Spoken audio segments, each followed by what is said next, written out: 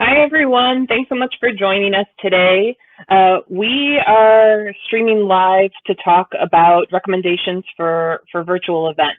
So, Rigo and I work in the Office of Student Involvement and have had a lot of questions about things that we do and how things have been going for us throughout the spring quarter and fall, or the spring quarter and summer quarter.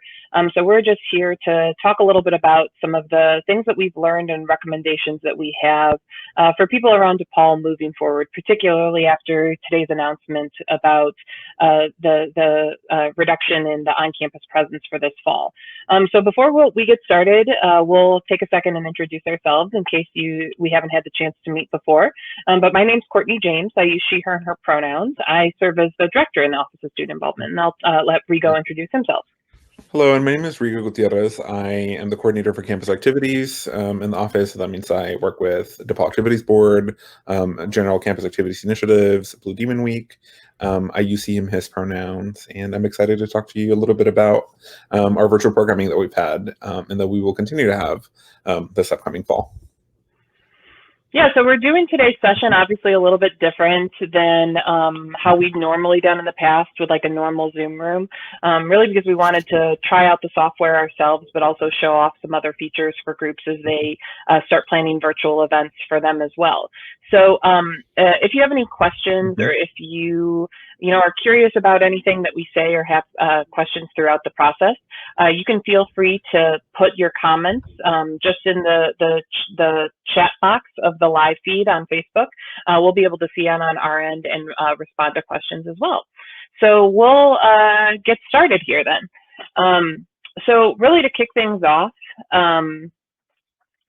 the first thing I'd share is when we first, got the message back, I think, what was it, Rigo, like March 11th or something?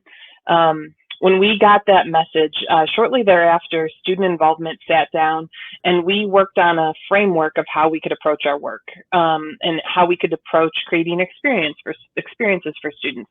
And what we really came up with was this concept of focusing on 4 core areas. So first, focusing on social media engagement. So looking at activations that could promote engagement from students at home. So we were thinking about things like, DePaul Pet Day, themed days, things like that. And then also looking at sharing information on other experiences that students could participate in, because we knew at that time, we were seeing a ton of huge artists and a ton of different experiences that people were starting to promote. And we had hoped that we would be able to promote some of that to DePaul students. Then the second bucket really was like reimagine traditional student activities. So, and Rigo can speak to this a ton, but we do a lot of traditional campus activities when we're on campus, right? We do bingo nights, we have coffee houses, we have Concerts, right? Holiday celebrations, right? Ugly sweater parties, flipping pancakes, all sorts of stuff, right? So we wanted to figure out how we could reimagine some of those traditional student activities to provide space for people to still experience that in the comfort of their own home. Then we looked at this like series programming. Series programming for student involvement has really been a staple. We've done quite a few things, like our DePaul After Dark is probably our most prominent example. But we knew that we were going to need to look at like some type of weekly recurring programming. And then the fourth bucket of things that we were thinking about were virtual gatherings of students. So we know that not everything that OSI does is like a formal program or service. A lot of what we do is we provide resources to students who then in turn take those resources and organize experiences on their own. So we knew that would really be a fourth bucket for us as we headed into our virtual experience. And Rigo, I think like the thing that I'd say for the most part, while we created that way back in early March, I think for the most part we stuck to it. I think it was a good guiding principle for us, and it really gave us a solid groundwork. What do you think? Yeah, I think that having that conversation and developing that framework to follow initially, before actually thinking of the specific kinds of programs that we were doing. So before even deciding we were going to do like bingo, trivia, the drop shipping, and all of that, it was good to know sort of what our goals were, so that we were building like on those goals rather than sort of like scrambling to do things for the sake of doing them and not necessarily having like a rhyme or rhythm behind them. So I think that was a really great first step for our office, is being able to create that foundation, and then really committing and sticking to that foundation. Yeah, because I think that foundation allowed us to figure out like what the things were that really worked well for us. And, you know, as we turned a little bit, I think we really found like these 4 core things that are listed here on the screen now. These were the 4 thematic areas, if you will, of things that really helped us, I think, hit our stride in terms of virtual programming. So, you know, first, I think, again, it was like that series programming and real-time events, like finding those spaces where students could directly connect with one another, and do it on a recurring basis. I think we saw a lot of that be successful in a couple different avenues. We saw quite a bit of success with drop ships, or like mailing things directly to students, which hopefully there's a few students that are watching here today that you know, got some of those packages. And then our social media hunts, we're still doing those throughout the summer with like we started with our virtual gnome hunt, and then went into our Dibs emoji hunt right now. And that's going really, really well for us too. And then, you know, finally, I think our live streamed and timed videos, those were a couple concepts that, when we figured out how to lean into it, and when we figured out like how to utilize some of this technology like we're doing right now, it really, I think, enhanced our ability to provide programs and services to students. Yeah, so yeah, and I think even knowing, the other thing I want to add is, I think knowing that there were also things that we were planning on doing on campus that could be pivoted to be online. I think like a big example of that is a gnome hunt. I think that was really valuable because it allowed us to not just like throw away everything that we had worked on already, and really stay true to services that our office would offer regardless, or programs that we would offer regardless.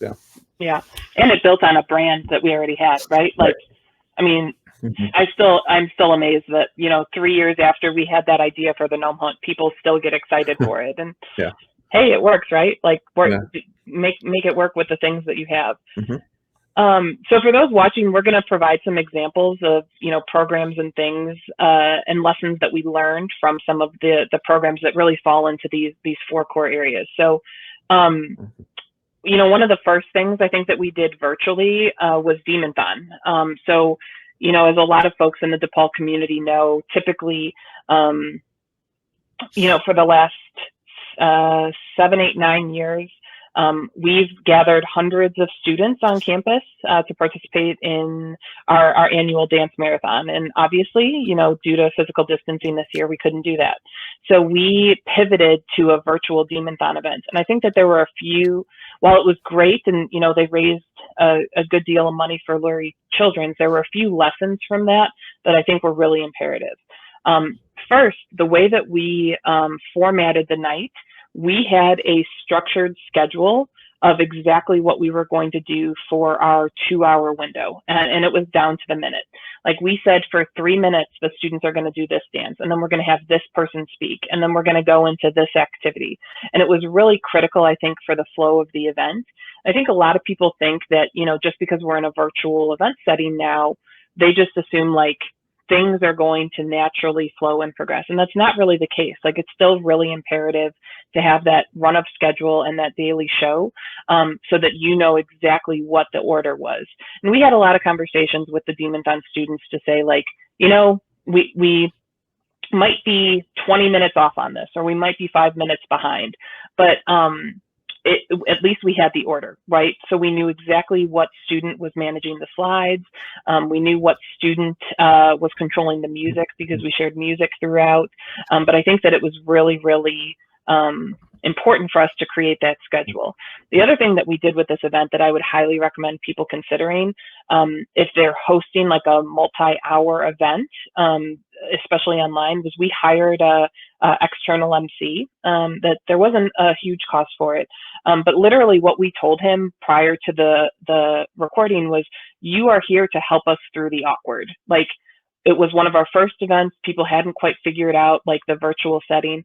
So he was there to fill in the awkward gaps. Like when our students didn't know what to say or didn't know what to do, or we had a tech issue, he would step in and he would, take the virtual mic, if you will, and would navigate through that. And it was a really great addition to help keep the flow of the event successful, and to really keep that continuity throughout.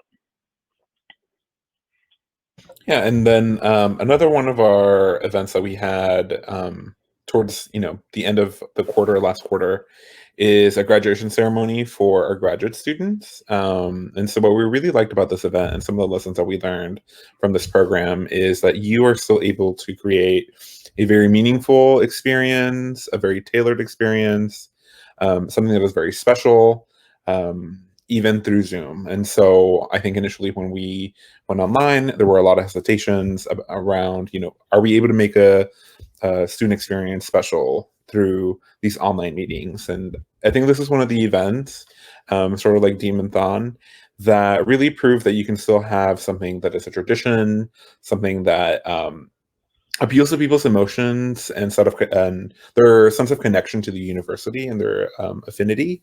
And so for this event, we went all out. We had our staff dress in graduation regalia. We had guest speakers from across the division and the university come and speak at this event.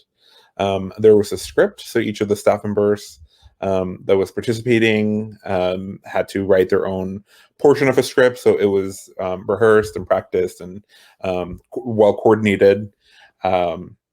There was even a little like virtual photo shoot afterwards, following the ceremony, and it was just something that was very meaningful and special, and something that was really well received by the students that were graduating.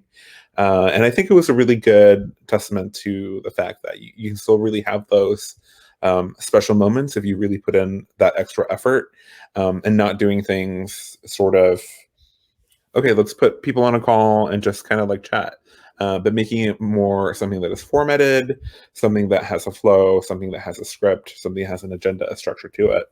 And you're able to really pull it off. And so I think that this is one of the biggest takeaways from this graduation ceremony. Yeah.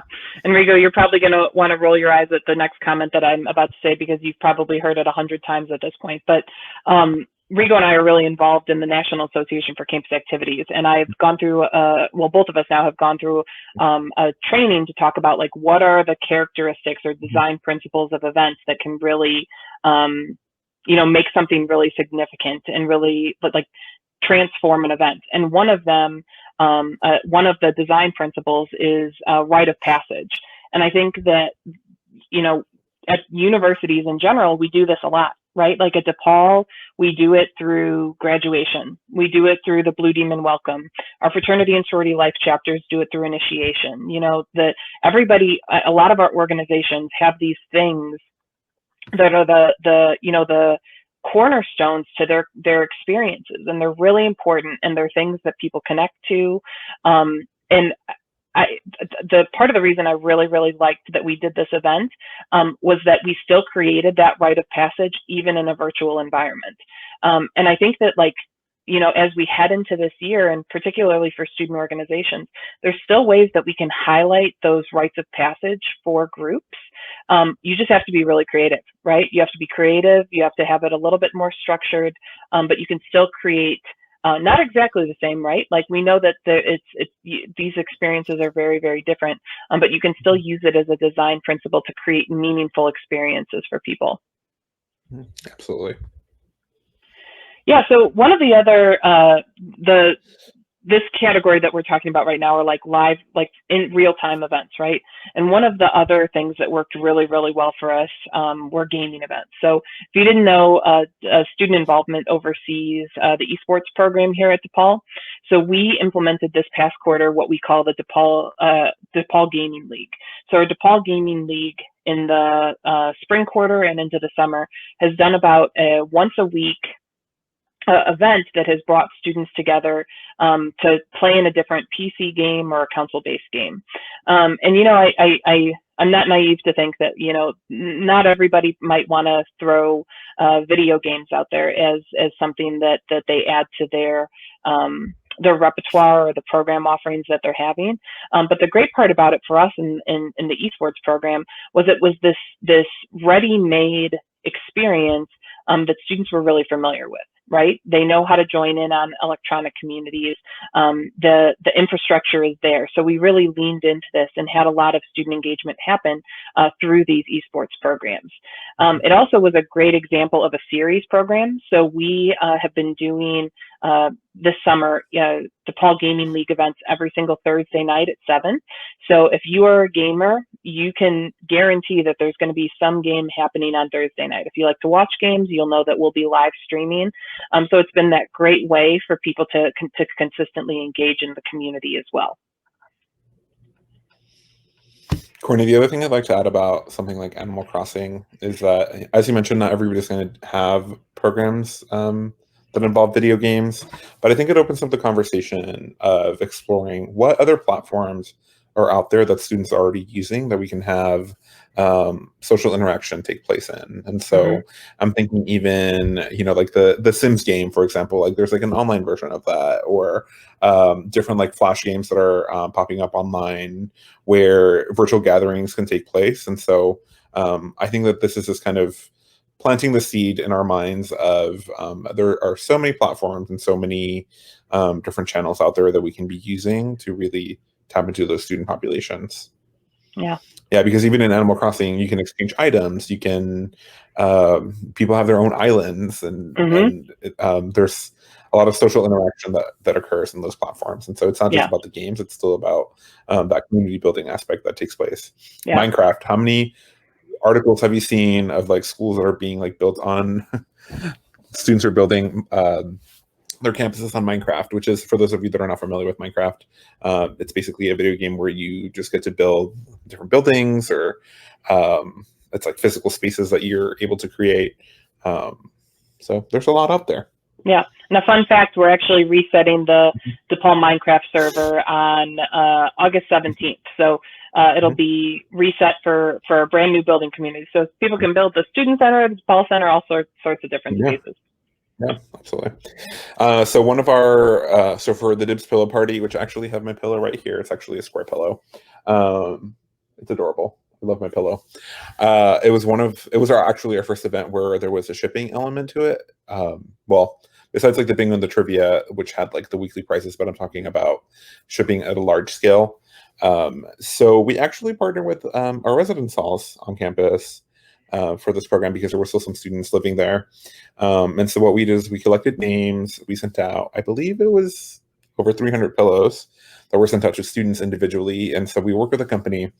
We outsourced the shipping service because obviously, like, being off campus, that's just not something that's feasible for us as a staff to be able to do. But we ship people the pillow. It's affinity themed. It's a good reminder, you know, during this difficult time, you can still have that connection to DePaul, even if it's something silly like a pillow with dibs on it. It still reminds you that you're a Blue Demon. And it helps you, I can't hold it upright. It just kind of helps build that sense of affinity and connection to DePaul, even when students are not in the same physical space together. We had a stuffing party. So we coordinated the shipping to take place in a way that everybody would receive a pillow by a certain date. And then we asked people to not open it until a designated date that we had set. And then students came on the video meeting, and it was just a nice time to spend together. We had some mini games that we had, some conversation, and it was a really nice event. And the demand for the pillow, like, it was insane. We opened it. I think it only lasted maybe like a day and a half before we had to close it, unfortunately. But that's also, I think, a good problem to have, because it shows that there's demand for this type of programming. Yeah, I'd say it's one of those big successes, and so I think that maybe if there's an item or there's something, it doesn't necessarily have to be something like a pillow. It doesn't have to be a giveaway like that. It could be sending something to students where they, it's part of a program where they receive components of something that they will need to be able to participate in some sort of online program. Or sending them puzzles, sending them activities that could be connected to something that we have at DePaul. It doesn't have to be something like a T-shirt or a pillow. It's just this concept of shipping things to students individually. Working with the external vendors, that's another big piece, is knowing our resources and knowing what's out there so that we're not putting extra work on ourselves as staff, because we know that that is precious time. You know, if we had spent all this time boxing these pillows and sending them ourselves, that's time that would be taken away from being able to program all these other events that we had. So it was a good event to do, and again, something that we learned a lot from. Yeah. And then a second event with a shipping component was the Canvas painting social. And so students could sign up to receive canvas, paint, brushes. Then we all came together and painted the Chicago skyline. So we worked with one of our agencies to book an instructor, and we painted the like nighttime view of Chicago. Really popular event. That was another one that there was a huge demand for it, and we ran out of supplies really quickly. Shipped it to students, and we had a high turnout for that. We also encourage students that were not able to receive the supplies because they may have not signed up by the deadline, or they may not have tried to do it like early enough before we run out. We allowed students to still join on the call if they were able to find their own supplies, and we did some promotion around, you know, you can get these items for a very low cost online. You can try to find what's around your house. We can be flexible with the items and supplies that you need for this program. But it was a good program to have, because again, it shows that students are still looking for those meetings where they can come together and just be in the same space with other students, and do something that is tactile, hands-on, that is an actual activity that they can engage with. Yeah, so the two examples that Rigo's been talking about here were obviously they were events that we did in real time in a specific room, right? So they were in a Zoom room, students got a Zoom link, and it was limited to, they had to be in the event during that time. But, you know, at DePaul, as we started hearing more and more about synchronous and asynchronous classes, I honestly, I almost became like fascinated with this concept of like asynchronous events, right? Like if we're teaching students in an asynchronous manner, why aren't we considering events in an asynchronous manner? So we tested it with this idea of a tie-dye with OSI event. So this was our first truly asynchronous event that we did, meaning not in real time. So what we did was we had students could request a white t-shirt, which it was like our Vinny and Louise and Ray and John and Dibs t-shirt with a white screen print. And then we sent them that with a blue bottle of dye. And they were able to tie-dye in their own home on their own schedule. One of our student workers, Grace, had created like some tutorial videos, which if you look at them now, I think we've had like over 200 views of the videos, which is great. That means students actually participated in the activity, right? So it was a really great way for us to try out an asynchronous event. And Emily here asked a question about who we outsourced for shipping. So the thing that I would add, so Rigo talked about those two events that we, the vendors that we utilized provided shipping for us. So and there's a number of different vendors, Emily, we'd be happy to connect them with you if you want to work with that directly, or if you wanted to work with a vendor who could provide shipping directly. But the thing that I would share for this tie-dye with OSI event, we actually coordinated the shipping on our own. So what we've figured out how to do is we basically, we work with the mailroom in Lincoln Park, and we get the exact same box or the exact same packaging for every single item, and we figure out what the highest weight is. So we take the largest shirt basically and figure out what that weight is. And then we use a site called Pirate Ship, where you can, what we do is we have them fill out the DHub form that gives us their address, and then literally we take that exact form, we delete a couple of like the columns about like their ID number and things, but we upload it directly into Pirate Ship, and it pulls all of the information for us, and then we're able to label things. So we've probably mailed out, geez, I'm sure the mailroom could give you an exact number, but it has to be at least 500 packages from student involvement directly to students this quarter. But we've been able to do it, relatively efficiently by utilizing Pirate Ship. We got like a really good scale, so we can check the weight and things, but it's working out really, really well for us when we have to mail things on our own. So yeah, so that's a couple of examples of our drop ships. We also wanted to talk a little bit about specifically, social media engagement and what's working well for us in social media engagement. And, I feel I still can't believe how much I talk about gnome hunts, like in my job these days, right? But people love the gnomes, right? They love them in person and they love them online. Well, when we turn to this virtual environment, I was in a call with Tanisha Arnold and Natalie Stone, who are assistant directors in the office here. And I kind of like jokingly threw out this idea of like, why don't we do a virtual gnome hunt? And if you ever talk to Natalie or Tanisha and you mention the gnome hunt, they're going to tell you how much they absolutely love it. Right, Rigo? Like they are like head over, like when we told, even so much so, and Tanisha, if you're watching, you can verify this. So much so that when we told Tanisha to bring your essential items home, she brought her gnome home with her. So like that's how much they love the gnome hunt, right? So so I threw out this idea like, why don't we try a virtual gnome hunt? And they were, of course, like, we're all over it.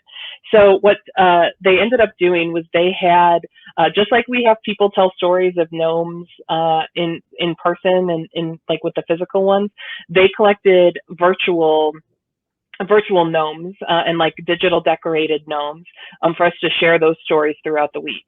And then the second part of what we did with it was we did basically a Where's Waldo hunt with pictures. And this was obviously when we thought that, that we were planning to have a more robust on-campus experience in the fall, but our thought was we were going to do these Where's Waldo hunts to introduce campus traditions as well. And, the doors to DePaul will eventually open and these pictures will again be relevant. So we're still going to, proudly share these stories. But if you look at this picture here, this is from the Loop Block Party. And, when you look at it, you're like, oh, that's nice, giant bubbles. But if you start to look closely, you can start to see little tiny gnomes hidden. So like right here at the top of the bubble, there's one here by the demon head in dark blue, another one over this guy's shirt. I think, oh, there's another one right here. There's one by the tire. I'm really bad at these. There's one in this like water or bubble pan. Oh, another guy's hiding right here, right? But they were just this like fun way to interact with students, and we posted a different one each day, and we ended up with a huge amount of impressions on Instagram over it. And in total, I think the thing that was most surprising, we had over 600 guesses from different students come in throughout the week, which we were really, really happy with those numbers. Alrighty, so another really creative event that actually our DAB students came up with is a virtual campfire. And so as a fun fact, Fest, we have our after hours program every year, and the theme for that was going to be campfire. And so they really wanted to stick to this theme of, can we still do something that follows the campfire theme, that is campfire related? And it's something that started out as like a crazy idea, because when I first started the idea, I was a little skeptical about it. But as idea started to form around it, they incorporated a scary story contest. And so they put out a call out to students to submit a written scary story that then they would then come on to like the Zoom call, or it was a stream, and perform the scary story. And then we had that whole competition around it. The winner got to be published in a local magazine. The students reached out to the local magazine to coordinate that effort. We had like some really great submissions. There was also a musical component tied to it. And so the student artists that won Battle of the Bands earlier in the year, we actually brought them back for this event, and they got to perform at the Campfire. And we really made sure that we stuck to the theme of the Campfire. So as you can see Connor here on the screen, this is a screenshot from the event. He had like the campfire behind him, and we made sure that all the students that participated had the virtual background. Or we also kind of changed things in a way that could follow the theme. So sort of like you're seeing here on StreamYard, it's very DePaul themed. We followed the same type of format for the Campfire. And so it was a really special event. It was a variety show, and something that we received a lot of positive reviews and feedback for.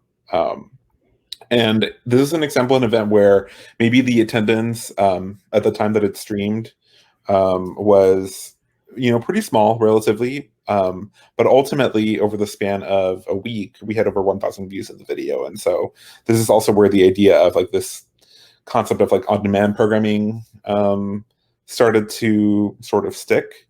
And we started looking at how we measure success in programs differently.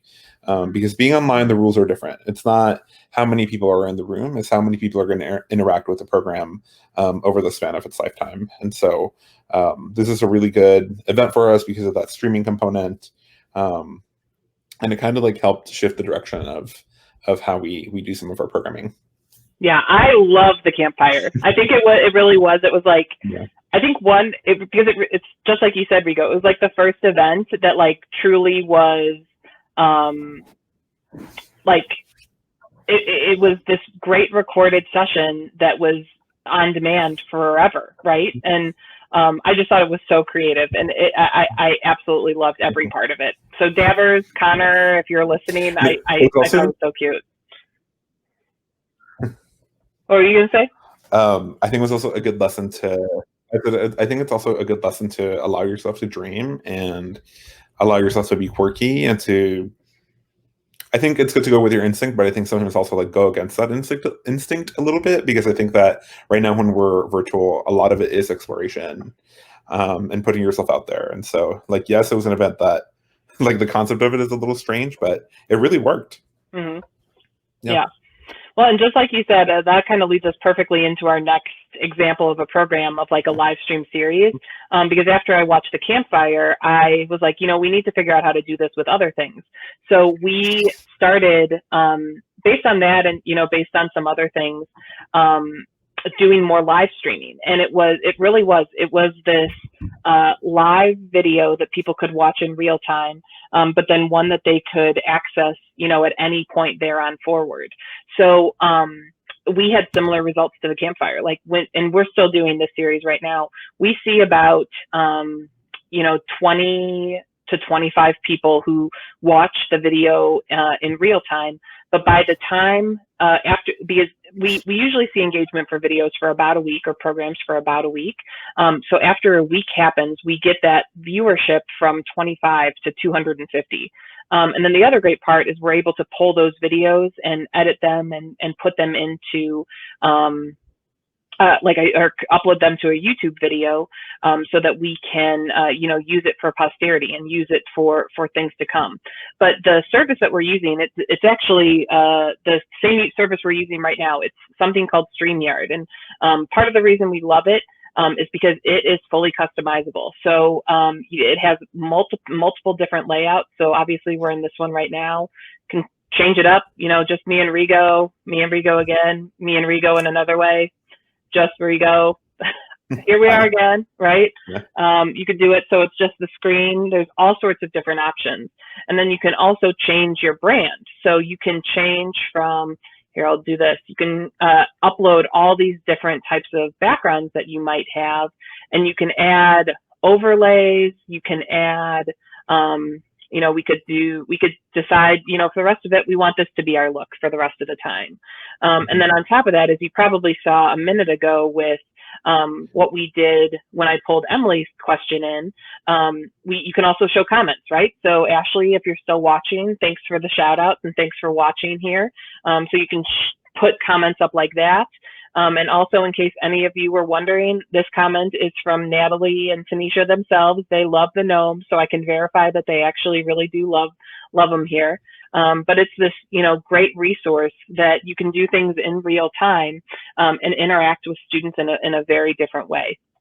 We're streaming to Facebook. You can stream to Facebook, YouTube, Twitch. And the great part about StreamYard is you can connect to a lot of different things. And we've generally been really impressed with it in student involvement. It's really helped us to elevate what our programming looks like. And I'd be happy to connect with anybody that might have questions about the server outside of this.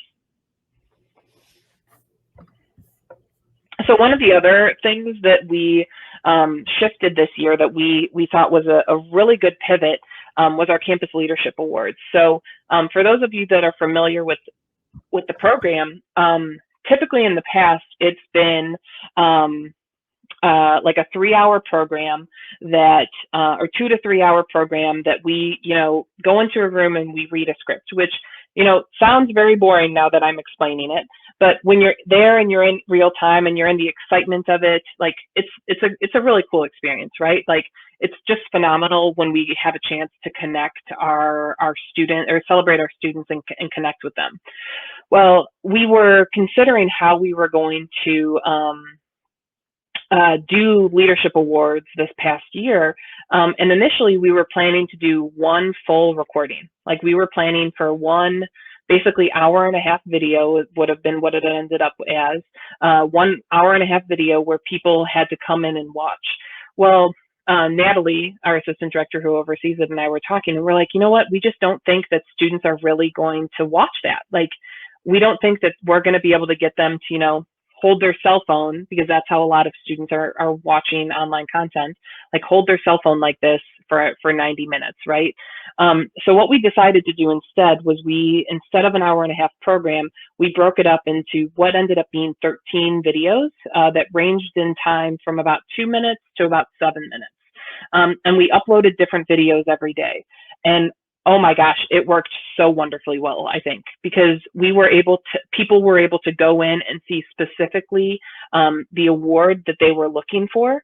And then it also, by doing that, it created these awesome chats and these awesome communities of conversation where people could shout out to one another and say like, oh my, like, congratulations, Giselle for winning an outstanding junior, or congrats, Gina, for winning our outstanding staff award, or Camila, congrats on the social change award, like all of these different things. And they were tagging each other. And it just became this other unique way for our students to truly engage and interact. And I think it was a really great pivot.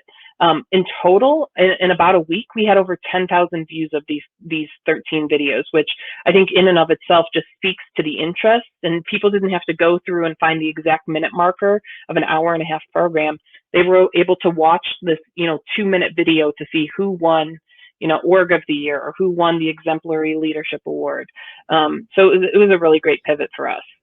Yeah, I think it's also a really cool way to include family members, friends. I saw a lot of comments from parents and other close people that were close to the students that normally you wouldn't really necessarily have on campus. And not that we didn't invite them before, but we have large out-of-state populations. Schedules don't always align with in-person events, and so I think having this type of program also expanded the access that students could have to sharing the content as well. Yeah, one of my favorite things was when we did the graduation event we talked about a little while ago, and one of our grads, Kelly, her at the very end of it, her mom was there and heard us say that we were recording it. And her mom was like, can we watch that with you this weekend? Because she wasn't going to get to, like, at that time, walk across the stage at Wintrust. So they sat down on Saturday and watched our, 35-minute celebration and really, really had a great time with it. So one of the other things I think that's worked really, really well for us, and I would encourage folks to utilize it moving forward, is the Den. So early on in this process, we had an idea that we know D-Hub is there. but we wanted to make sure that students, if they were interested in attending virtual experiences, we wanted to make sure there was this one consistent place that they could go and get information. So we created the DEN, which is the Digital Engagement Network. So it was designed as this one-stop shop that if students really wanted to find things, they knew that they could go in here. And there's a really great co-host feature. So if you're creating events in DHub anyway, all you have to do is scroll to the bottom of the page, and under co-host for the event, you just select the DEN, and it automatically designates it as a co-host. And then what student involvement does from there is we utilize that information in a weekly email blast that students can get. And yes, you know, we all know that DHub events automatically get populated to events.depaul.edu, which then feeds into Newsline. I think the difference, though, with the DEN is and if you didn't know this, you can't opt out of Newsline. You have to get it. It's like the one email that you can't choose to turn off, which, you know, is great. But that also sometimes means that students aren't always looking at it. The thing about the DEN is students have to opt in to say, yes, I want to receive this information. So we have a really captive audience of people who are looking for experiences that are online and have said, yes, this matters to me. Yes, I want to connect with this. So OSI is sending out a weekly email blast, not just of our programs, but of any offerings that are going on in the DEN, so that students can know what's going on campus. So this one central place is working really, really well, I think, for us to connect with our students. So since March, you know, since we turned virtual, about 585, or we've had 585 events that have been placed on it, and only about 30% of those have been from OSI. The rest have been from campus partners and student organizations. So again, this isn't just a place for only OSI events. It's this university-wide resource that we're trying to amplify information and knowledge about what's going on campus as much as we possibly can. And the other thing I would add, I don't think I see it on here. There is a website if you are interested in seeing more about the DEN, or you know, finding out like what it looks like or what's available. It's just go.depaul.edu/DEN. So you can go there. You can see what events are upcoming. You can actually get a video tutorial if you're not sure how the DEN works or how to submit events. We have video tutorials available on that as well, and it's all right there on the website. So wanted to, you know, talk a little bit about our plan moving forward. You know, we've been doing, I feel like as much as we could, we really leaned into this virtual experiences and these virtual programming opportunities. So I would encourage anybody, if anybody has any final questions, or if you're curious about anything else, feel free to throw them in our thoughts while, you know, Rigo and I wrap up some of the final lessons that we've had here. But I think one of the main things that we're planning on doing moving forward is to continue to lean into these principles that worked really well for us. So that series programming, focusing on real-time events, continuing to do drop ships. You know, students are excited when they get DePaul things in the mail. That's one way that we can, you know, move part of this DePaul experience to them. Continuing those social media hunts and really leaning even more into live streaming and timed videos. Because the great part about this is, like, this video that we're recording right now, while yes, we've got people who are watching it live, it's also going to be available to people thereafter so that they can watch it and utilize it as a resource. We're also really hoping to lean more into, or providing more resources so that student organizations and students at DePaul can figure out how to, or can better facilitate experiences by themselves. We have another website that's available that's called go.depaul.edu/campus-life. That's all about the return to campus life. And when we talk about the return to campus life, we're not only talking about this return. Initially we created the website when we were, you know, planning to have a more robust on-campus experience. Well, one of the things that we knew, though, going into it was we were still going to have a lot of things happening virtually. So we created a number of different virtual resources for icebreakers and different things that students can do in meetings to help them in this virtual environment.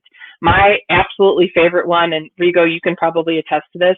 I love Scribble. Like Scribble, is it Scribble or Scribio? It's I think it's Scribio. Scribio. It's like Skribbl period IO. I think it's Scribio, but it is this. It's Pictionary with like online Pictionary, and people draw, and then you have to guess. It is. We've played it with SGA. My Discover Chicago team played it the other day. Like it is my absolute favorite like online icebreaker. I just think it's so fun. But there's a number of different resources there that people can utilize as they prepare for leaning back into this virtual experience in a remote environment. So, and then the other thing I'd share that we did that I thought was really, really helpful, we did an event that we called the Social Distance Showcase. So we had a number of different vendors come and present to us and say like what opportunities they have available. And everybody who's watching, I have the file if you're curious. It is a 3-hour event, but I think one of the concepts and principles that I'd share from that is that we are not in this alone, right? Like DePaul is not the only people who are in this pandemic, or even in the city of Chicago. So one of the concepts that I think we learned from that I think that anybody can do is like leaning into more virtual experiences and being transparent and telling people like, this is where we're at. Like, how can we continue to work together? I think a lot of our vendors and our local contacts in Chicago would welcome the opportunity to talk more about it and really do it in a new and different way. So I think those principles really, really worked well for us through that event. And it's something that we'll be able to lean on moving forward here. So with that, Rigo, do you have any final thoughts or things you'd like to share before we end our broadcast for today?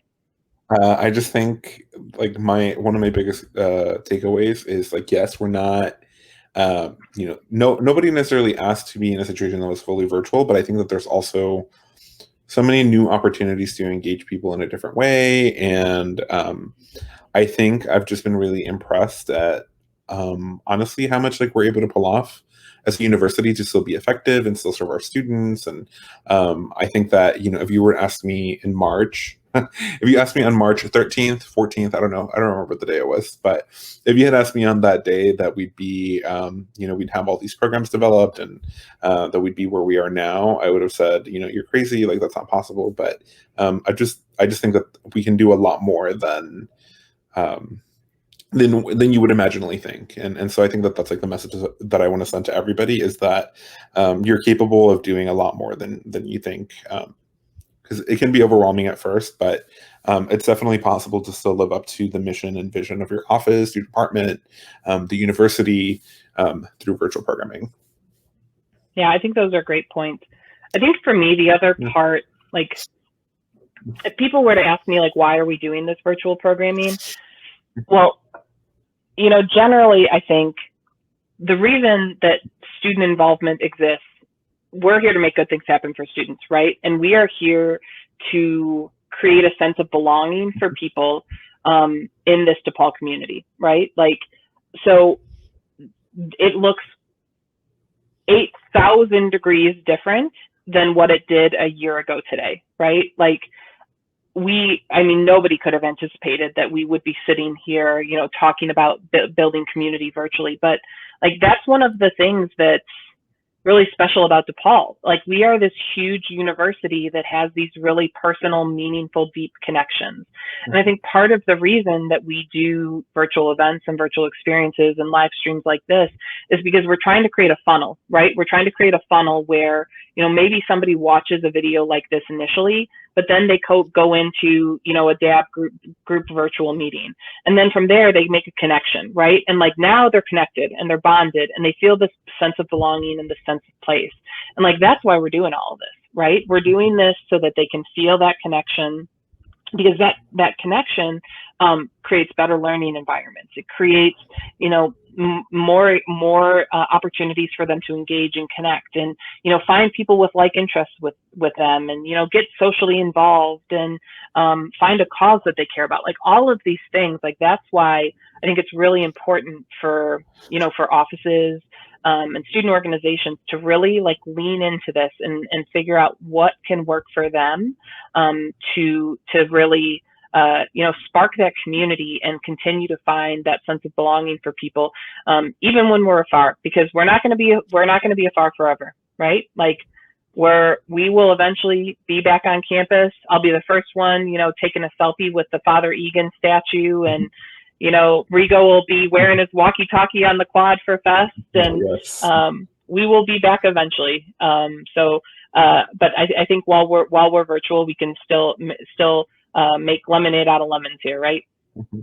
And I think that there's a lot of, as I mentioned, I think a lot of opportunities that we can tap into, even when we are back in person. Mm-hmm. Oh yeah. This is going to be spectacular, and we've learned so much. Like, this is going to be spectacular for commuter students moving forward. Like, if we can now live stream events and experiences, like, I mean, 92% of our students are commuter students at DePaul. Like, this is going to be spectacular for them to connect and engage in a whole new way that we can continuously reach out to people. Right. Well, great. Well, I would welcome any other folks. Like, if you have any questions following the session, and I'll throw our contact information back up here. If you have any questions about anything we said here today or anything in the future, feel free to reach out to us. But thanks so much for joining our video for today. And we hope that you all take care and take care of each other. As we say, take care of. Hold on, let me get it right. Take care of yourself, take care of each other, and take care of DePaul. Go Blue Demons. Bye, everybody. Bye.